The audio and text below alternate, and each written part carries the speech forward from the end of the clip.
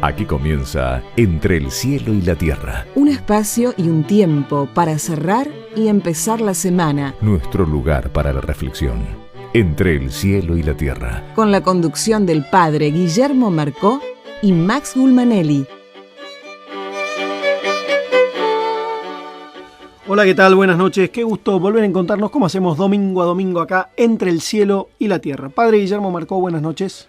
Buenas noches, Max. ¿Cómo estás? Muy bien, acá terminando este domingo en que estamos celebrando el Día Mundial de la Salud y de eso vamos a estar hablando esta noche. Nos visita en nuestro estudio el doctor Carlos Regazzoni, que es un especialista. La verdad que vamos a estar conversando con él sobre la importancia de cuidar la salud y también vamos a tener un colega tuyo.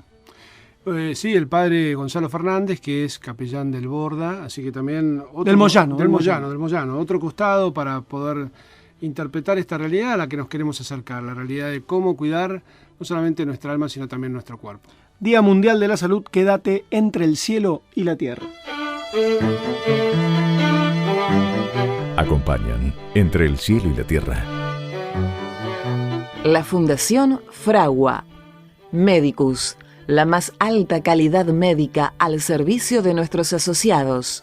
Medicus es dar protección. Bolt Gaming, Sociedad Anónima. Tu heladera Filco habla de vos. Heladeras Filco, con toda la tecnología de termotanques RIM. Las firmas son personales. Por eso, podés darle la forma que vos quieras. La forma de la habitación que querés hacerle a tu pibe o de ese viaje que querés hacer desde hace tanto tiempo. En el Banco Provincia le damos crédito a tus sueños. Concretá eso que tanto querés firmando un préstamo personal precalificado del Banco Provincia. Ahora tenés hasta 300.000 pesos. Más información 0810-2222-776 en bancoprovincia.com.ar o en Twitter, @Banco Provincia. Banco Provincia, de tu lado. Préstamos sujetos a evaluación crediticia y a condiciones de aprobación del Banco Provincia de Buenos Aires. CUIT 3399924210-9, calle 7, número 726, La Plata, Buenos Aires. bancoprovincia.com.ar. Cuando tu plan de salud está pensado desde la prevención, tu cobertura se multiplica. Por eso, si lo pensás, OSDEPIM es la mejor opción para vos y tu familia. Plan de Salud PYME te protege. Encontrá un plan a tu medida llamando al 0800-288-8432 o en nuestra web www.osdepim.com.ar. OSDEPIM, la obra social empresaria.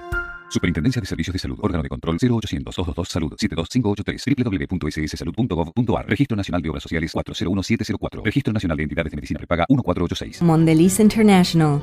Líder mundial en chocolates, galletas, chicles, caramelos y bebidas en polvo. Donde creamos deliciosos momentos de alegría.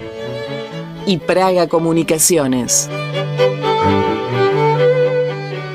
Padre Guillermo, en este Día Mundial de la Salud, hoy la Iglesia nos presenta un pasaje del Evangelio de San Lucas, cuando Jesús designa a 72 discípulos y los manda de dos en dos para que lo precedan en las ciudades y les da un mandato evangélico, ¿no? de cómo ir y de qué hacer. Y entre otras cosas también los invita a curar a los enfermos, le da la potestad, el poder de poder llevar la salud a los que visitan. Que a mí siempre me sorprende que este evangelio cae muy cercano a las fechas en donde muchísimos jóvenes parten a misionar, ¿no? A distintas localidades del interior del país. Nosotros, de hecho, el 12, el viernes siguiente, el viernes que viene, después de este domingo, vamos a salir para el Chaco, casi 40 de la Pastoral Universitaria, a dos lugares diferentes, a Colonia Sarmiento y a La Chiquita.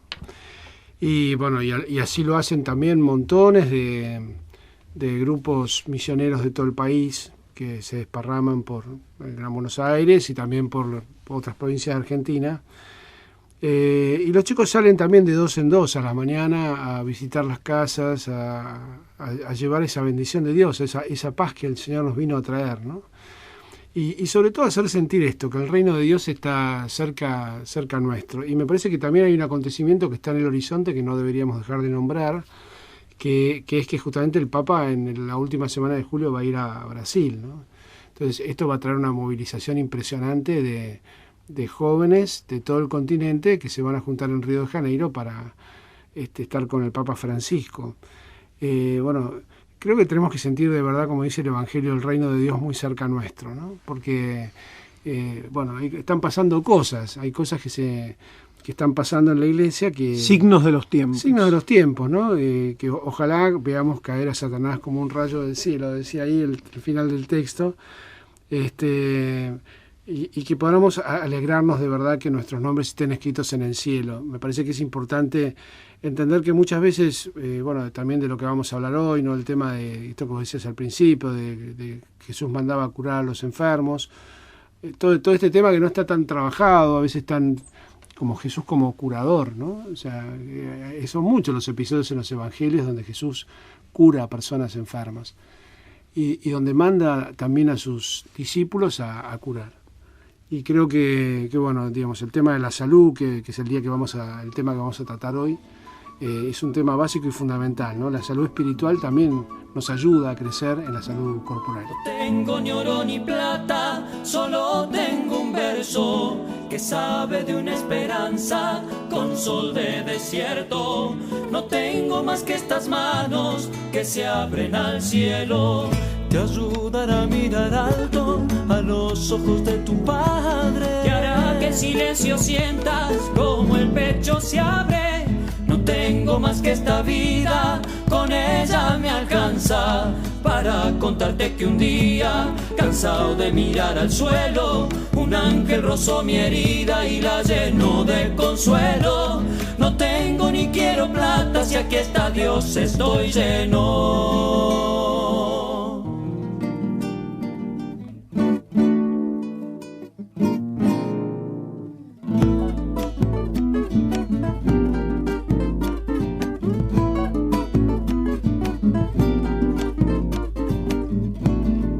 Entre el cielo y la tierra, con la conducción del padre Guillermo Marcó y Max Gulmanelli. Continuamos entre el cielo y la tierra. Padre Guillermo, hoy se celebra el Día Mundial de la Salud, un tema muy importante del que nosotros hemos hablado, si se quiere, más desde lo espiritual, desde la salud emocional en algún momento. Parece que hoy es interesante que nos podamos meter de lleno en cuidar esto tan precioso que tenemos dado. Y como decía Serrat, no hay nada más lindo que lo que nunca he tenido, nada más amado que lo que perdí. Me parece que la valoramos cuando estamos enfermos, pero que cuando estamos más o menos bien no nos acordamos mucho de cuidarnos a nosotros mismos. Sin duda, además porque el cuerpo es un don de Dios. A veces nosotros miramos mucho, pensamos cuando hablamos de religión o de nuestra relación con Dios en la parte espiritual, pero digamos, sin duda que cuando uno escucha este mandamiento que es amarse a sí mismo como Dios nos ama, tiene que ver justamente con cuidarse, con respetar las normas básicas que un cuerpo necesita para sobrevivir. Y muchas veces, digamos, nuestra voluntad castiga a nuestro cuerpo, ¿no? No le da el tiempo de descanso necesario, no le da lo que necesita para no estar estresado, no hace suficiente deporte, no se alimenta como corresponde. Y bueno, son todas, digamos, normas de maltrato a nuestra persona que en definitiva también atentan contra lo que somos, ¿no? Tenemos para conversar de estos temas en nuestro estudio esta noche al doctor Carlos Regazzoni, es médico clínico, es doctor en medicina y está posgraduado en filosofía y en estadística. Carlos, muchísimas gracias por acompañarnos, bienvenido a este encuentro entre el cielo y la tierra. Gracias, Max, por la invitación y gracias, padre. Día Mundial de la Salud, esto que presentábamos recién con el padre Guillermo. ¿Por qué es importante cuidarnos? Es importante las dos cosas, cuidarnos y que se celebre un Día Mundial de la Salud por algo de lo que estabas hablando vos, que la salud solamente se la valora cuando se la pierde. Primero que hay un estrago de salud en todo el mundo. Pensemos que nosotros, la persona promedio en Argentina muere a los 75 años, pero en Japón a los 97 y en África a los 45. Y eso creo que es importante. Perdón, repetilo porque es muy fuerte. ¿Cuál es el promedio de...? Claro, el certificado de función promedio, cuando uno busca la edad de fallecimiento, en Argentina es a los 75 años, en Japón es a los 97 y en África es a los 45. Ahí hay como humanidad una asignatura pendiente gigante. Gigante, básicamente los 300 millones de personas que... el tema de la baja expectativa de vida afecta más o menos a unos 3.000 millones de habitantes. Esos 3.000 millones de habitantes viven en promedio la mitad de los años que vive una persona en un país desarrollado. Con lo cual, cuidarse, me parece que tenemos que verlo en el sentido amplio de la salud como un fenómeno social, que no es simplemente ir al médico, hacerse los chequeos habituales, controlarse la presión arterial, comer con cantidades adecuadas de sal y no fumar, hacer ejercicio regular, sino que la salud es un fenómeno enorme que tiene que ver mucho con la humanidad, ¿no? Porque imagínense que no podemos estar inactivos frente a semejante bofetada a la civilización. Ahora, por un lado se da este fenómeno que vos señalabas del envejecimiento de la población. Con bastante sorna, Andrés Argañarás, que es corresponsal del diario Clarín en España, en un artículo que publicó hace unos años, decía que vamos a hacer una sociedad de personas en silla de ruedas sin tener quien nos la empuje, ¿no? Porque paradójicamente cada vez se vive más en las sociedades desarrolladas y cada vez se nace menos. Eso es una gran verdad, es así. Ocurren dos cosas hoy en día, que hay pocos nacimientos, lo que achica la pirámide poblacional abajo, y obviamente como eso se traslada a la población trabajadora. Entonces llega un momento que las sociedades tienen poca población activa para sostener los gastos de la totalidad de la población, entre la cual se incluye una gran población pasiva con unos gastos en salud inmensos. La gente en Occidente gasta un tercio de lo que gasta en toda su vida en salud, se gasta en los últimos 3 meses de vida. O sea, está muy concentrado el gasto en salud en la ancianidad. Entonces, es verdad que la crisis de natalidad que se vive en países como, por ejemplo, China, hace que sus sistemas sociales en general, ¿no?, de salud y jubilación, se tornen insostenibles. En Europa eso hizo crisis en el 2008, fue una de las causas de la crisis del 2008, y ciertamente hace que son sociedades que, a ver si lo puedo poner en perspectiva, un africano dispone promedio de la centésima parte de dinero para su salud que lo que dispone un europeo promedio. O sea, vos agarrás la plata que en promedio tiene un europeo, más. Si el europeo tiene 100 pesos, el africano tiene uno para cuidar su salud. Y eso se traslada, y obviamente que este fenómeno se magnifica por el hecho de que, como decía el padre, al haber menos nacimientos en las sociedades más desarrolladas, no hay gente que produzca suficientes cantidades de bienes y servicios para sostener este enorme gasto. Ahora, esto además tiene una contrapartida en la vida de las personas. Un cáncer cualquiera en África es entre 10 y 20 veces más letal que el mismo tumor en un país desarrollado. Mismo la Argentina tiene un problema similar. La Argentina tiene una mortalidad por cáncer de mama que es similar a la de Pakistán. Y la letalidad acá por los tumores es entre 2 y 3 veces mayor a lo que ocurre con el mismo tumor en un país desarrollado. Nuevamente me parece que hay que retomar ese concepto de que la salud es un fenómeno social. Es un bien que solamente se puede conseguir en comunidad, y cuanto más grandes y desarrolladas las comunidades, mayor es su nivel de salud. Y la organización de las comunidades lleva a que los sistemas de salud sean los más sustentables de todos. Yo creo que eso es interesante, ¿no? Es un bien que nadie se lo puede dar solo. Y que... Por más recursos que tengan, necesita del conjunto. Así es, necesita de una organización social muy sólida y de las más sofisticadas de todas. Tan sofisticada que hay un dato que también es interesante. Si uno tomase el sistema de salud americano, lo que gasta por año, y lo convirtiese en un país, tendría la 6ª economía mundial, ¿no? Esto para dar una idea de la magnitud de cuando uno habla de sistema de salud y de organización de la salud.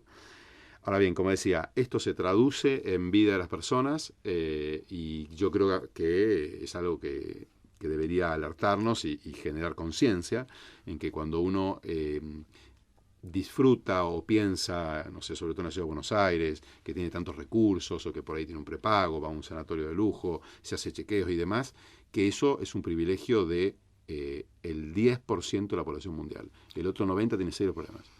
Vos decías recién esto de la salud es un bien social. ¿Cuánto influye? Después vamos a bajar a lo individual para que cada uno de los que estamos hoy acá y de los que nos están escuchando podamos mejorar nuestra calidad de vida y el cuidado de nuestra salud. ¿Cuánto influye en ese bien social que una persona tenga acceso a cloaca, agua potable? Más o menos se calcula que de toda la expectativa de vida que se ganó en los últimos 120 años en la humanidad, o sea, los seres humanos vivían en promedio 40 años hasta mediados del siglo XIX. A partir de ahí, la esperanza de vida empieza a crecer, a aumentar, y hoy en día se ha duplicado respecto de esos 40 años. ese salto, la mitad de ese desarrollo se debe a transformaciones sociales.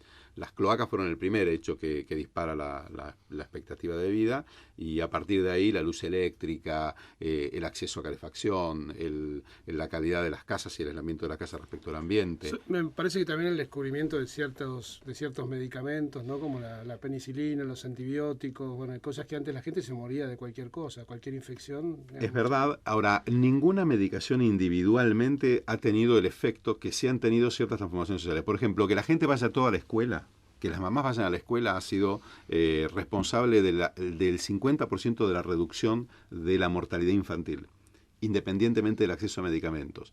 Sí, tomo lo que usted dice, Pablo, que el hecho de que exista la farmacología hoy en día como existe y la tecnología médica es responsable de la otra mitad de la expectativa de vida, pero toda junta. Lo que no hay es un mito que un medicamento solo ha cambiado la historia de la medicina. Eso no existe. Hay una pregunta que quisiera hacer, porque yo veo, por ejemplo, es notable los avances que ha habido en todo lo que es la cardiología, ¿no? Antes una persona tenía un infarto y bueno. Y hoy te hacen una persona le hacen un bypass, un stent, qué sé yo, y no sé, a los 2 días está en la casa como si nada, ¿no? Como si hubiera ido al plomero casi, que te arregla la cañería. Y sin embargo uno sigue viendo que el cáncer sigue siendo algo muy difícil de controlar o de manejar, o incluso descubrir medicación adecuada, ¿no? Es así. El cáncer tiene es interesante que lo haya relacionado con el infarto, y voy a decir por qué. Cuando la mortalidad ocurre por infarto, eso tiene lugar entre los 45 y los 65 años en promedio. Superada esa etapa, es decir, la persona que no murió de infarto, o bien porque mejoraron las medidas preventivas, que es lo que ocurre hoy en día, o bien porque fue tratado correctamente, entra en la zona de más riesgo del cáncer. El cáncer suele afectar a personas de más edad, excepto el de mama y el de útero, que se concentran en mujeres de edad media, y el de pulmón, que se relaciona directamente con el hábito de fumar, pero el fenómeno del tumor en general es algo que le ocurre el cuerpo se vuelve más vulnerable a los tumores conforme vive más años. Por eso es que se ha visto esta discrepancia en cuanto a que aparecen más tumores. Ahora viene el tema del tratamiento. Ahí hay un engaño de la palabra. Decir cáncer es una sobresimplificación de un fenómeno biológico que, si bien tiene una raíz común, es de una diversidad y de una complejidad realmente sorprendente. De todas maneras, en los tumores hay un extraordinario avance en su tratamiento. Se ha reducido muchísimo la mortalidad por muchos tumores, y muchos de ellos hoy en día son en su mayoría curables. Y hay enfermedades que a veces uno no le presta atención, como por ejemplo la diabetes o la insuficiencia renal, que pueden ser mucho más mortales que un tumor. Incluso enfermedades del corazón, como la insuficiencia cardíaca, que pueden ser mucho más letales que un tumor. Carlos, con una esperanza de vida en nuestro país, si no te escuché mal, de 75 años de vida, uno ve, yo tengo 40, que muchas veces las balas pegan cerca, y que cada vez son más los casos en los que uno se entera, 35, 40, 45 años, infarto fulminante y distintas cosas. ¿Eso a qué responde? ¿Tiene que ver con el ritmo de vida, con el estrés? La vida urbana tiene fenómenos médicos que se estudian muchísimo hoy en día, y que sí, no hay ninguna duda que el estrés, la contaminación, la polución ambiental, la forma en que se trabaja, influyen en algunos casos de mortalidad joven específica, como vos lo mencionaste, por ejemplo el caso de la muerte súbita en la persona joven, o tumores fulminantes que aparecen en personas jóvenes. Pero de todas maneras, cuando uno estudia eso epidemiológicamente, son fenómenos esporádicos. Impresionan, sí, pero impresionan justamente porque hoy en día es raro la muerte precoz. O sea, uno espera que las personas vivan más de 70 años. Imagino en los que nos escuchan, o si nos está escuchando algún gerente de recursos humanos, decir, bueno, las condiciones para bajar el nivel de estrés parecen muy difíciles. El contexto en el que nos movemos, si uno le dice al jefe mañana lunes, mirá, yo voy a trabajar un poco más tranquilo, no me corras tanto, los informes no me los pida para dentro de 5 minutos, el jefe lo va a mirar con cara como diciéndole, bueno, vamos. Mira, hay muchos, yo no soy un experto en el tema, ni mucho menos, pero leí bastante y tengo muchos pacientes y lo he experimentado. El estrés no tiene tanto que ver con la presión en el trabajo, sino más bien con los objetivos en la vida. Por ejemplo, si vos me dijeses cómo bajar el estrés, yo te diría tener actividades sociales, porque está demostrado que las actividades comunitarias bajan el estrés. Si me dijeras cómo bajar el estrés, te diría tener acciones solidarias, porque está demostrado que las personas que son solidarias y que efectivamente tienen acciones solidarias, bajan los niveles de estrés y prolongan su salud. Así que si vos me dijese cuál es la solución para el estrés, probablemente sea salir de estar enfrascado en uno mismo y empezar a pensar un poco más en los demás. ¿Cuánto influye alimentación y descanso? También ahí es, digamos... Uno mira, la gente sigue levantándose a la misma hora y yendo a laburar a la misma hora. Ahora, cuando vos mirás la grilla de la televisión, cada vez te ponen programas de alto rating a las 12 de la noche. O sea, ese tipo se va a dormir 1:30, 2 de la mañana, 6:30, 7 se levanta. Yo creo que también eso hay que relativizarlo. Se duerme cada vez menos cuando uno es más grande. Tal cual. Y cuando uno estudia la biografía de la gente así que ha hecho cosas extraordinarias, en general dormían muy poco. Dormían poquísimas horas. No, eso es una constante. Creo que el problema es que los seres humanos somos integrales, es decir, los problemas de descanso y estrés y insatisfacción están juntos. Hay en concordancia con lo que estás diciendo, hay un estudio que seguramente lo conocerás, bastante famoso en neurociencia, que es el estudio de las monjas, ¿no? Famosísimo. Famosísimo. ¿Nos querés hablar un poquito? ¿Lo tenés presente eso? Sí, eso es toda una temática que se llama vida espiritual y salud, que ameritó la tapa de The Lancet, que es una revista médica más importante del mundo, hace 3 o 4 años. Casi todos los estudios que se han hecho, que relacionan rezar por los enfermos, rezar o meditar, todos se asocian a caída de la mortalidad. Más aún, hay un estudio muy interesante que hicieron los israelíes. Pusieron rabinos a rezar por pacientes internados, sin que los pacientes supieran, y sin que los rabinos supieran por quién estaban rezando. La teoría era, Dios sabe por quién estamos rezando. Rezaban por un número o una grilla. Eso bajó la mortalidad. Y todos los estudios que se han hecho en unidades coronarias, donde ponen grupos de oración a rezar por los pacientes que están internados, los pacientes por los cuales se está rezando, aun cuando ellos ignoren que se está rezando por ellos, tienen menos estrés y mejor sobreviven en la unidad coronaria. Además, se ha visto en innumerable cantidad de estudios que las personas que meditan y que rezan, su corazón late de una manera más saludable, que predice menor mortalidad cardiovascular. Y los estudios epidemiológicos demuestran que las personas que tienen vida espiritual, digámoslo, genéricamente, mueren menos por enfermedades cardiovasculares precoces. Así que sobre eso hay una cantidad de teorías enorme, ¿no? Sí, sí, sin duda, pero bueno, es el dato científico que no puede ir más allá de lo que ve físicamente, pero a lo que era interesante es que el estudio según me contaban, corregime si no es así, de estas religiosas que donaron su cerebro para que fuera estudiado durante muchísimos años y después para que fuera seccionado cuando murieran, ¿no? Sí. Entonces, lo que comprobaron es que muchísimas habiendo tenido una vida normal y haber muerto en un estado, digamos, perfecto de razonamiento, de vida, lo que fuera, el cerebro mostraba el desarrollo grave de un Alzheimer que no se había pronunciado, por ejemplo, ¿no? Que no se había manifestado. También es otra línea de pensamiento dentro de la medicina, la relación que hay entre una afección morfológica y la expresión de una enfermedad. Y te diría que la mayoría de los... eso es un tema de alta pensamiento biológico, ¿no? Y la mayoría de los que se dedican a estudiar eso concluyen en que no existe una afección morfológica que pueda predecir exactamente un fenómeno de expresión clínica. Los seres humanos somos tan complejos y tan integrales. Nos queda un minuto. Un minutito nada más. Un tema interesante que vos estabas señalando, esto de la ancianidad, ¿no? De la vejez, del envejecimiento de la raza humana. Bueno, ¿cómo se encara eso desde la salud social? Te tiro un dato, porque tenemos poco tiempo. Yo a veces tengo pacientes que tienen 90 años y les digo, ¿cómo se prepara para vivir los próximos 7 u 8 años de su vida? Pero 7 años no es nada. Y le digo, en 7 años fue toda su escuela primaria. Y cuando una persona tiene 90 años, en promedio va a fallecer a los 97. Así que me parece que hoy en día la gente tiene que confiar en que la vida, contrariamente a lo que parece, es muy larga. Carlos, muchísimas gracias por acompañarnos. Era el doctor Carlos Regazzoni, médico clínico, doctor en medicina. Un gusto haberlo tenido esta noche con nosotros. Vamos caminando, vamos transitando el tiempo. Somos peregrinos que buscamos al Dios vivo. Una sed intensa que nos nace desde adentro es la que nos lleva a querer ver al Maestro. Y con nosotros vas, vos nos acompañas. Seguro contigo a tu Hijo vamos a encontrar. Por eso todos hoy te queremos cantar. Madre, mostranos a tu Hijo Jesús. Abrí el camino que nos lleve a su luz. Tu amor nos guía, queremos ver a Jesús.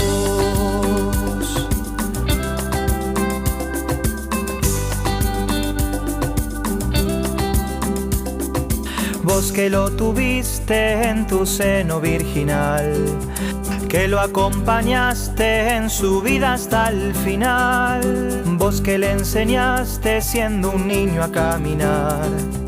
Vos que le escuchaste decir su primer mamá.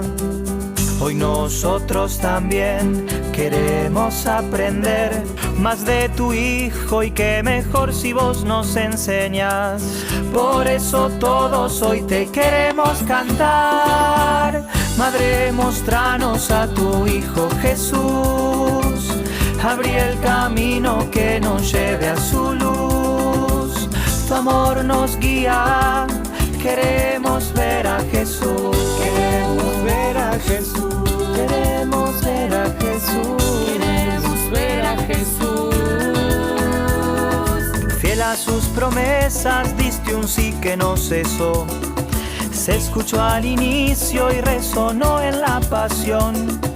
En la noche de la historia una luz brilló, cuando tu Hijo amado en la cruz nos redimió.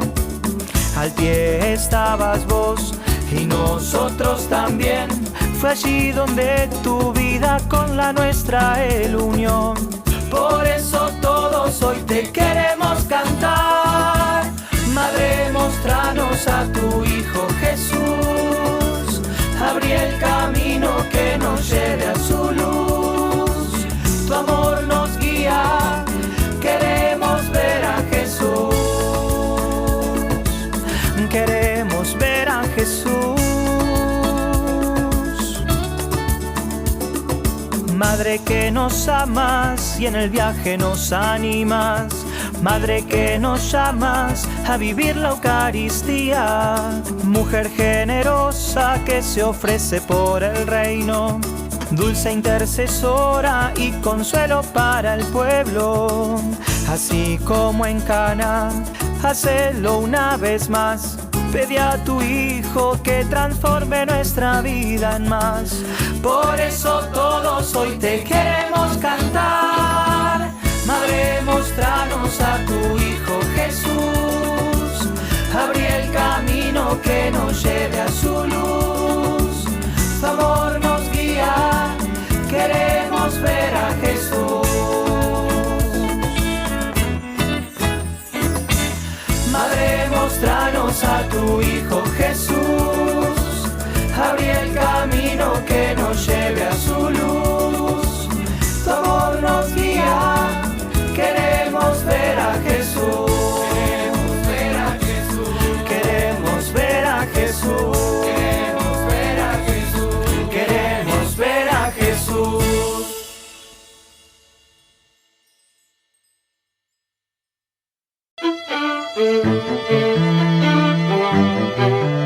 Entre el cielo y la tierra, un espacio y un tiempo para abrir y cerrar la semana. Seguimos entre el cielo y la tierra. Estamos hablando en el marco de este Día Mundial de la Salud que ya empieza a terminarse. Nos acompaña en nuestro estudio el padre Gonzalo Fernández, es el capellán del Hospital Neuropsiquiátrico Braulio Moyano. Padre Gonzalo, bienvenido, buenas noches. Buenas noches, Max. Gracias por acompañarnos. Escuchábamos recién, nos hacía una presentación desde el mundo de la medicina a Carlos Regazzoni. Algunos datos interesantes sobre lo que es esta enorme desigualdad, si se quiere, que hoy tiene la humanidad, ¿no? Digo, países con expectativa de vida de 97 años y países que no llegan a los 40. Nosotros estamos un poquito en el medio, estamos a los 75 años. A usted toca acompañar como sacerdote a la gente que está...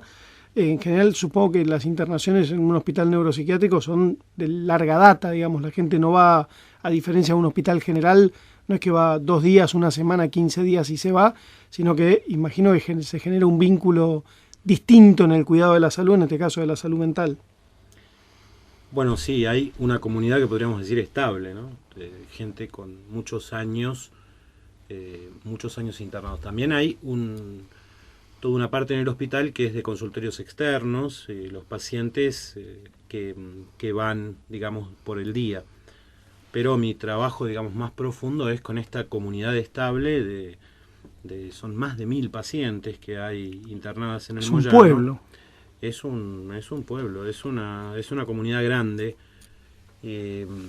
Cuando yo empecé en el año 2006, estaban remodelando algunos pabellones, entonces tenían que salir, había unas pacientes que tenían que salir de su pabellón a otro.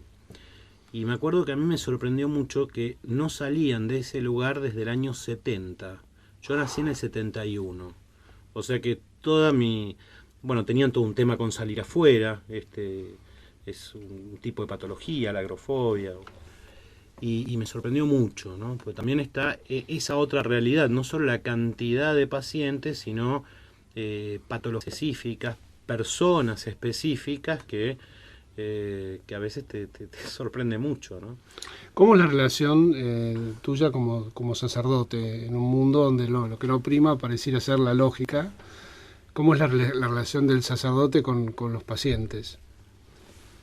Mirá, la relación es muy buena, pero muy buena en cuanto... Vos me preguntabas recién por mi temita de salud, ¿no? Entonces, si yo dejo de ir al hospital algunos días, yo sé que se juntan a rezar por mí, ¿no? Se preocupan, están... es un ida y vuelta esto, ¿no? Yo considero que cuento con más de 1000, no pacientes, sino más de 1000 hermanas, que muchas veces son como hijas y otras tantas son como madres. Entonces los roles van jugando desde diferentes facetas. A medida que va pasando el tiempo, yo primero cuando empecé en el hospital, que fue todo un desafío, para mí era todo un tema, el misterio de la enfermedad mental. Bueno, para mí hoy por hoy el misterio es el de la salud mental, ¿no? ¿Por qué uno está sano, entre comillas, más que por qué uno se enferma? Hay muchas historias de vida, pero a mí lo que me sorprende, y me sorprende mucho, es que el Moyano es un lugar, una comunidad de oración. Son mujeres que rezan, y rezan en serio, y se lo toman muy en serio, y tienen fe, ¿no?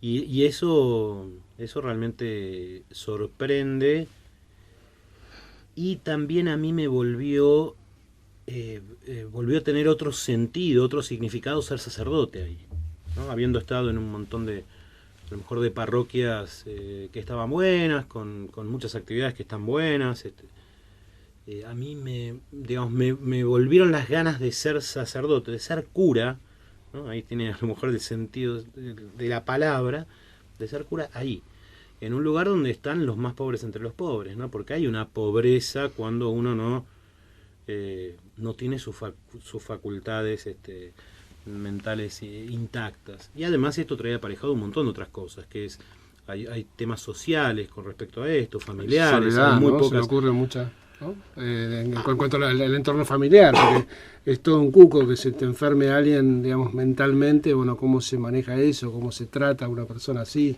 Sí, muchas veces es una familia que está enferma y el paciente es una suerte de fusible que es el que quiebra en esa familia, ¿no? También es cierto que la enfermedad mental es algo que no queremos ver, que nos cuesta mucho ver. La locura tiene esto de esto que agiganta ciertas cosas o lo inmensurable, que en definitiva es muy parecido al amor, ¿no? El amor eso es lo que tiene de peligroso. Todos los autores medievales nos querían prevenir sobre el amor porque nos hacía perder la razón, ¿no? La razón sobre la locura. El amor era igual a locura. León Tolstoy mandó a poner en su tumba, en su lápida, el secreto es enloquecer y volver. Y todos de algún modo necesitamos enloquecer, pero necesitamos volver. Acá el problema es eso, ¿qué pasa cuando no vuelvo? Vos planteabas hace un ratito, Padre Gonzalo, que te llama mucho más la atención, el misterio de la salud mental que el de la pérdida, ¿no? Dando casi por hecho que es bastante razonable esto que decías recién, de perder la razón. Hablábamos hace un ratito con el doctor Carlos Regazzoni. Él decía que el estrés o el desequilibrio tenía mucho que ver cuando uno no tenía objetivos claros en la vida. Que cuando uno sabía qué quería hacer, era como que eso te ordena, a pesar de por ahí laburar 18 horas, estar a 2000. Desde el otro lado del mostrador, vos encontrándote con pacientes que fueron pero que no han logrado volver, que no logran tener cierto equilibrio social, ¿cómo es esto de los objetivos en la vida? Vos lo decís con respecto a los pacientes, a la salud. Bueno, yo algo que me propuse desde el Vamos fue buscar objetivos que fueran cortitos, que fueran realizables y a lo mejor si lo ves desde afuera no es un gran objetivo, ¿no? Pero, por ejemplo, recuerdo una paciente que no se animaba a pasar por la capilla. Por esto de la indignidad, en parte tenía que ver con su patología, pero también en parte tenía que ver con que había perdido a su madre de muy joven. Y aparentemente el tema de la iglesia tenía que ver algo con esto de la madre. Y esto duró como 3 años. Fueron 3 años charlando con ella cada tanto, cada vez más cerca de la capilla, del hospital. Y si te pones a pensar, no es una gran cosa esto, porque lo único que logramos en 3 años fue algo tan simple como que entrar a la capilla, que hiciera su primera comunión y que participara de la misa los días que tenemos misa. Y claro, esto duró 3 años. Podríamos decir que, bueno, mira, no es un gran objetivo, no lograste gran cosa. Bueno, son así, cosas por chiquitas, sí. Cosas pequeñas. Sí, yo creo que sí. Yo creo que sí. Lo pequeño se mide para Dios diferente, ¿no? Yo una vez lo fui a ayudar a Gonzalo un Viernes Santo. Semana Santa, ¿te acordás? Y a mí me impresiona, yo tengo un compañero que, bueno, Tata, que estuvo antes, no sé si estaba, no estaba ahí, estaba en el de hombres, me parece, en el Borda. Y siempre en las reuniones de curso, la verdad que, bueno, él era un tipo con muchísimo sentido del humor, y yo creo que los locos, a la gente que estaba mal de la cabeza, muchas veces pensaba que él estaba mal de la cabeza porque él era un ida y vuelta de locura permanente. Y cuando yo llegué, me acuerdo ese día que hacíamos, ¿te acordás? La pasión de Jesús, eran las 10 de la mañana. Sí. Había una señora sentada en un banco y antes de entrar a la capilla y me dice, hola, dice, ¿a qué venís? Digo, no, porque ahora vamos a hacer la celebración de la Pasión, porque hoy es Viernes Santo. ¿Y a qué hora es? Me dice, ahora a las 10. ¿Y por qué lo matan tan temprano? Y tenía su lógica, ¿entendés? O sea, Jesús muere a las 3 de la tarde, digo, ¿por qué? Y además, pero lo que ella estaba preguntando es por algo que acontecía realmente, no estaba poniendo en duda que se moría, ¿no? ¿Por qué lo matan tan temprano? Era porque habíamos corrido el horario tradicional de la Pasión del Viernes Santo, ¿no? Y bueno, esas cosas, ¿no? Que a veces cuando uno entra en contacto, que en general va con mucho miedo, pero cuando entra en contacto, bueno, se encuentra con este mundo. ¿Cómo reacciona frente a este mundo de la lógica y lógica, ¿no? No, bueno, uno también entra, digamos, en este juego y a veces enloquece un poco. Recuerdo una anécdota que la conocen todos mis amigos porque no me canso de contarla, que en una misa se habían portado muy mal, fue muy difícil celebrar porque, bueno, una cantaba la marcha peronista, la otra se enojaba porque era antiperonista, otra caminaba en círculos.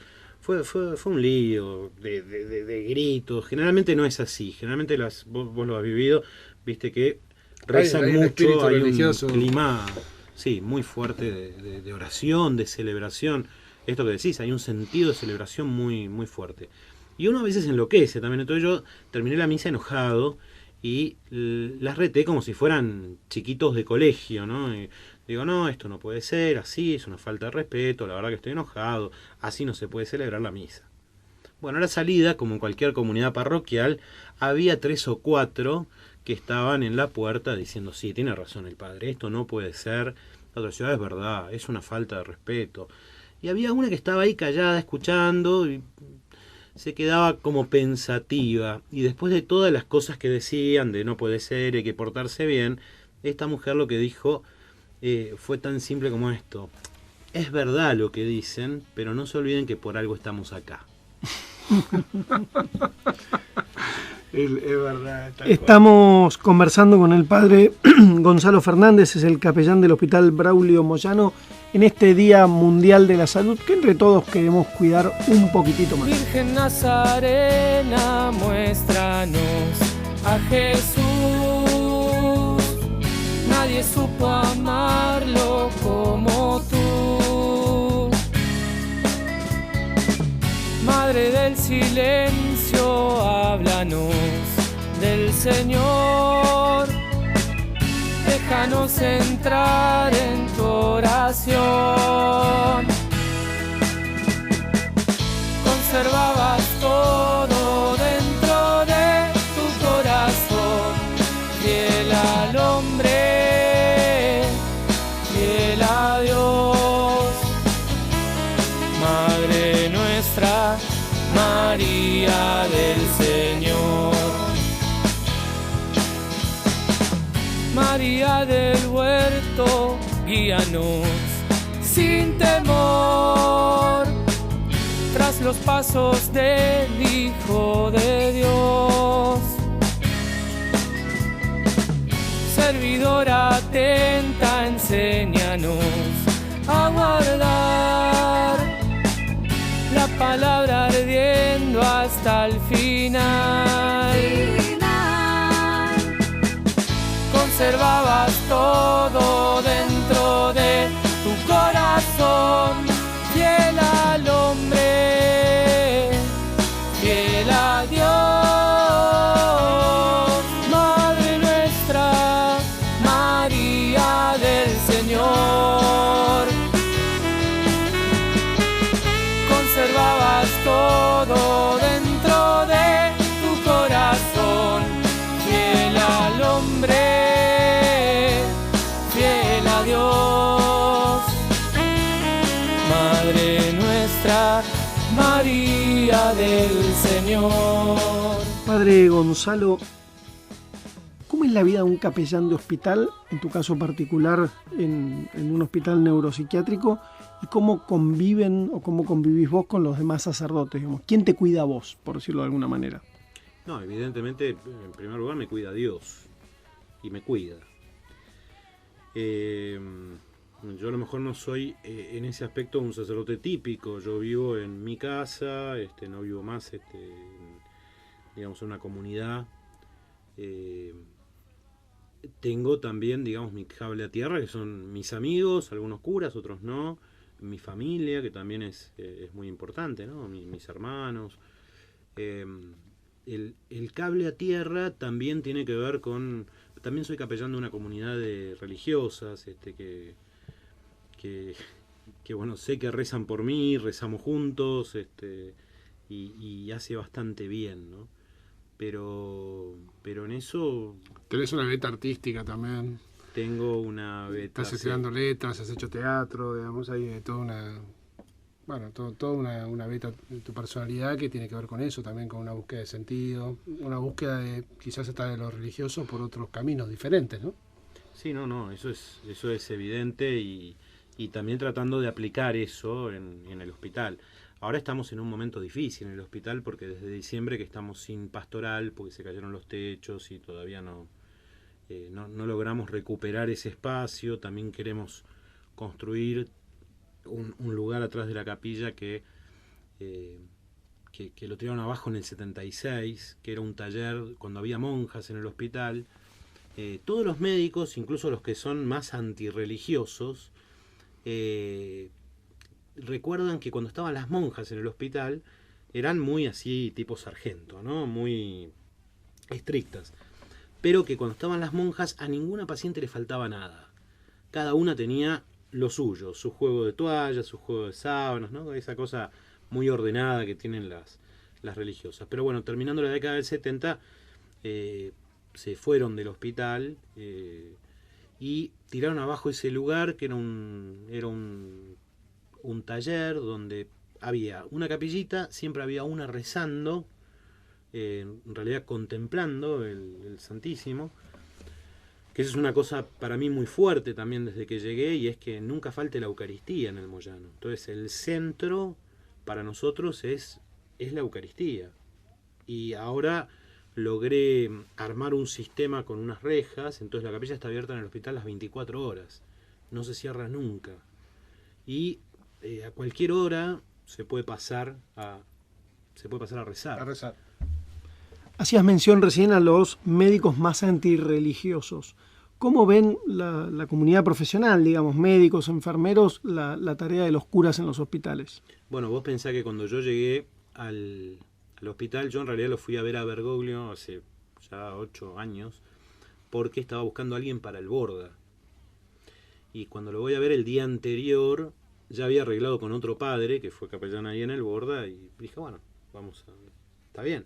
Me dice, no, pará. Me dice, antes de irte, me dice, tengo el Moyano que hace 10 años que no tengo capellán para ir. ¿Te animás? Y yo le dije que sí. Me acuerdo que cruzaba la Plaza de Mayo y me agarraba la cabeza. Y dije, ¿cómo dije que sí? No tengo idea de qué es lo que dije. Cuando llegué, el hospital estaba intervenido. Interviene el hospital al poquito tiempo, por temas edilicios, por algunas denuncias de tema de medicamentos. Bueno, yo pensaba, ¿dónde me metí? Cuando empiezo ahí, la verdad que había un grupo grande de médicos que no me veían con buena cara, porque ¿qué es esto de un cura y en este momento, ¿no? Que era un muy mal momento?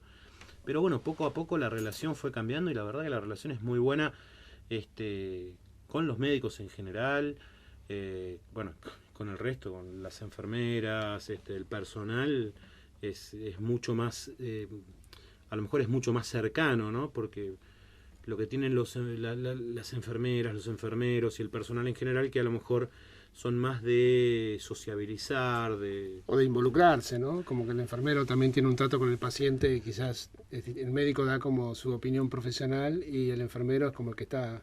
Sí, a ver, ojo, hay médicos y psicólogos que se involucran mucho también con los pacientes, pero los enfermeros y digo, el personal así en general más raso, son más de juntarse a veces a algún asado, y eso ayuda mucho más. En cambio los médicos son un poco en eso menos organizados, ¿no? Pero en el hospital hay fechas como claves, ¿no? Que siempre me invitan y compartimos, ¿no? El día de la enfermera, o bueno, distintos eventos que celebramos en el hospital.